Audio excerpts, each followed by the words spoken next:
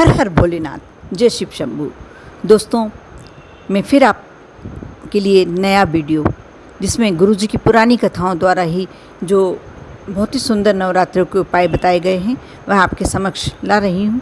और वैसे भी मैंने पहले अपने वीडियो में बता के रखे हैं ये सब उपाय, लेकिन फिर से आपको रिवाइज़ कराना चाहती हूँ जिससे आप इसका फिर से एक बार, जिनने नहीं सुने हैं या सुन भी लिए हैं भूल भी गए हैं, तो एक बार फिर से याद करके और वह उपाय करें और अपने जीवन को समृद्धशाली बनाएं।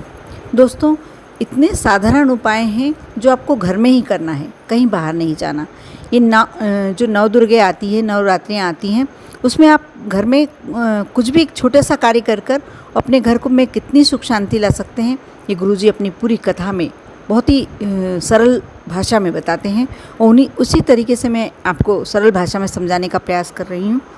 दोस्तों, कल से नवरात्रे शुरू हो रहे हैं। 9 अप्रैल से नवरात्रे की शुरुआत हो रही है और कह रहे हैं कि इस बार अश्व पर माँ सवार होकर आ रही है जो कुछ प्राकृतिक आपदा ला सकती है, लेकिन फिर भी हमको तो अपना जीवन जीना ही है।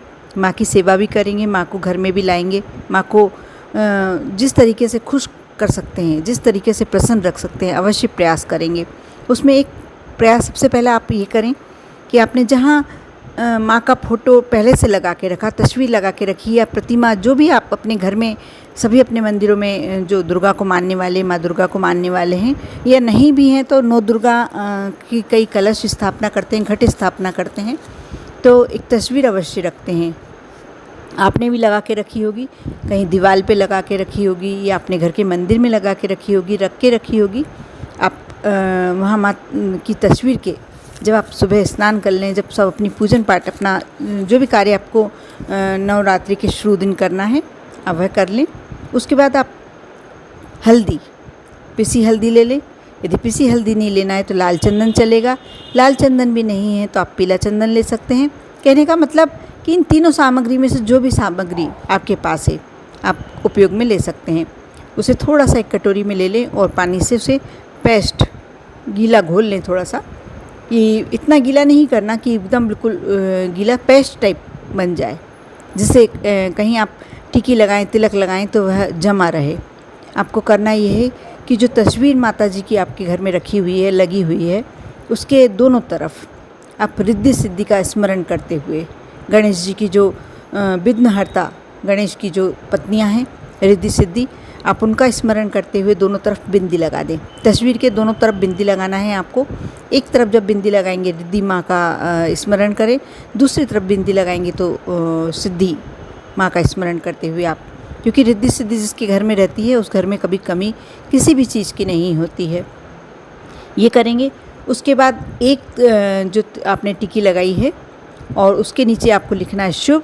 जो दूसरी टिकी लगाई है, दूसरी तरफ जो दूसरी टिकी लगाई है उसके नीचे लिखना है आपको लाभ। ये मान लीजिए आपने इतना कार्य कर लिया, हो गया आपका काम। अब आपको 9 दिन तक कुछ नहीं करना। जब आप 9वें 10वें दिन आप जब मैया को अपने घर से विदा करते हैं, नहीं भी करते हैं, लेकिन एक भले ही आप अपने घर की तस्वीर निकाल के विदा नहीं करेंगे, लेकिन उनके 9 रात्रें पूरे होते हुए अपने को ऐसा लगता है कि हाँ, अब विदाई का समय है।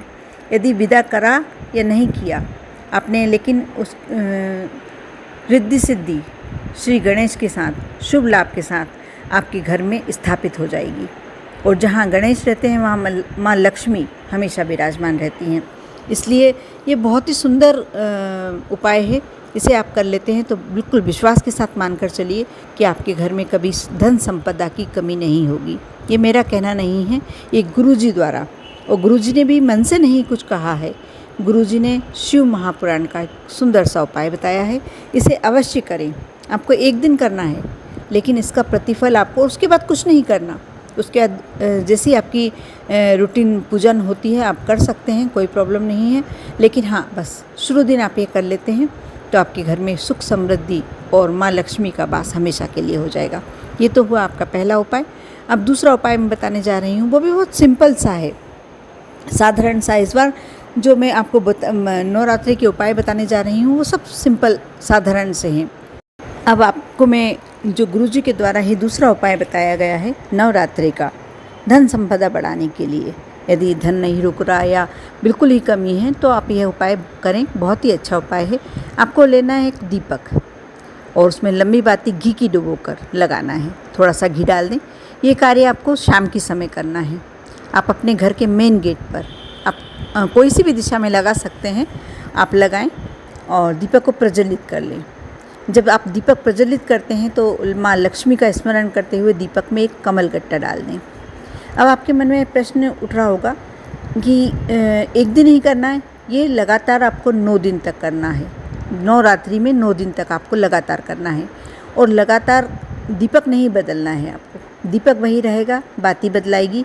जो उसमें कमल गट्टा डाला है आपने, पहले दिन डाला है, उसे उठा के आप अपने घर के मंदिर या कहीं एक स्थान पर रख दीजिए। दूसरे दिन आपको नया कमल गट्टा डालना है, तीसरे दिन फिर नया डालना है और उठा कर आप रखते जाएं। जब लास्ट दिन आपके पास 9 कमल गट्टे हो जाएंगे, आपको प्रतिदिन ये कार्य करना है। 9 कमल गट्टे हो जाएंगे, उसके बाद आप इन कमल गट्टों को लेकर जो भी आपके पास घर के पास आसपास यदि नदी, सरोवर, कुआं, बावड़ी कुछ भी है, जल का स्थान है, वहाँ ले आकर विसर्जित कर दें। सिर्फ मात्र यह करने से आपके घर में धन संपदा कभी भी कमी नहीं होगी। माँ लक्ष्मी का स्मरण करें दीपक प्रज्वलित करते समय। सिर्फ इतना ही करने से माँ लक्ष्मी की आप पर कृपा बनेगी। ये बहुत ही सुंदर और बहुत ही सरल उपाय है। साथ ही साथ मैं अब तीसरा उपाय बताने जा रही हूँ, वह भी धन संपदा बढ़ाने के लिए है। आपको करना ये है कि आप यह उपाय सिर्फ एक दिन करना है 9 दुर्गों में, और किसी दिन भी कर सकते हैं। इसके लिए कोई विशेष दिन तिथि नहीं है, 9 रात्रि में ही करना है। 9 दिन में से किसी दिन भी कर सकते हैं। आपको लेना है 7 बेलपत्र। 7 बेलपत्र कैसे लेना है? बिल्कुल साफ़, स्वच्छ और साबुत होना चाहिए। आप घर लाकर धो लें, उसे साफ पानी से सुखा लें। अब आपको लेना है लाल चंदन। एक कटोरी में थोड़ा सा लाल चंदन डाल लें और उसको पानी से पेस्ट बना लें। वह पानी से पेस्ट बना लिया आपने। अब उसके बाद उंगली से, अनामिका उंगली से, सीधे हाथ की आप अनामिका उंगली से उस पर जो बीच की पत्ती है उस पर बिंदु बनाएं, तिलक करें, छोटी सी बिंदी बना दीजिए। और जब आप बिंदी बनाते हैं तो आपको मन ही मन माँ लक्ष्मी का स्मरण करते हुए बोलना है ओम श्रीम नमः। इस मंत्र का जाप करना है। आप 7 बेलपत्र पे इसी तरीके से बीच की पत्ती पर टिकी लगाते जाएं और ओम श्रीम नमः इसका आप जाप करते जाएं।